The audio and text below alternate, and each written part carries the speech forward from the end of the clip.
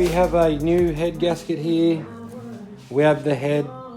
I'm going to show you how we're going to clean this up at home. This car's never going to be running massive boost. So we're going to save some money. We're going to do the head at home. We're going to drain the oil out, take the sump off, clean it out. We've got some new gasket so we can put the sump back on. We're going to pull the harmonic balancer off. We're going to take all of that off. We're going to get the head back on. We're going to get the rocker cover back on.